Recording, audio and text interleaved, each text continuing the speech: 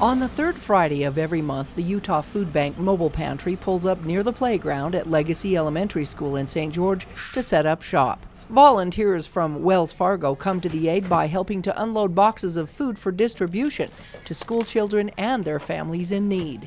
It's a lot of fun to come out here and just give back to the community and see these kids, how excited they get when they can come through here and pick whatever they want. So it's a lot of fun. An estimated 75% of the children who attend here are qualified for free school breakfast and lunch programs, and typically between 120 to 140 students are served at Legacy School by this mobile pantry. We've got 7 new school mobile sites, 5 of them down here in St. George.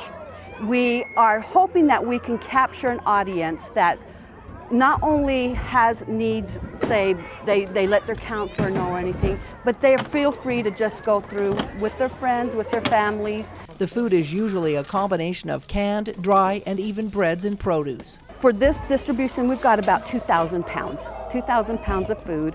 Again, I think we have 8 different items. And again, we kind of allocate it out by 120 families. As we see the numbers grow, then we up it up to about 10 more families or 10 more orders. So we don't want anybody to go without. How many in your family? 2. 2? Well, it was 3 of us. 3 of you? Children line up after school on Friday, some with their parents. After telling how many is in their family, their bags and backpacks are filled to the brim. This sometimes the difference between eating and not eating, any little bit I can do to help I love doing it, This mobile food truck helps fill a void for what may be missing meals on the weekends. On Saturday and Sunday, you're like, well, what am I going to do for lunch? And hey, you've got something here that they can have. I think it's important to be able to have food brought to the students, especially the ones that probably do go hungry. My son loves the apples. They love the fresh fruits. We've gotten nice, cheese, big things of cheese. So it's everything that we've been given. Either if we don't use it, we donate it back out to somebody else, but it always goes to somewhere good. It doesn't ever get thrown out. The food pantry on wheels goes to a different location each Friday, mostly to Title I schools. Staff and faculty at the school are grateful for the program because they know a well-fed student learns better and their families have one less thing on their minds to worry about. Because as you can see, there's a lot of participation. We get a lot of families that can come and help stock their pantry.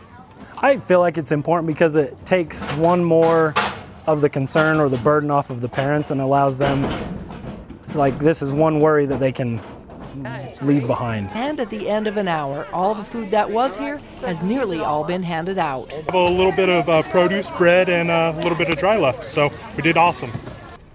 And volunteers play a big role in helping these families to their cars with the much-needed supplies. Right. It looks like you had your own grocery guide today.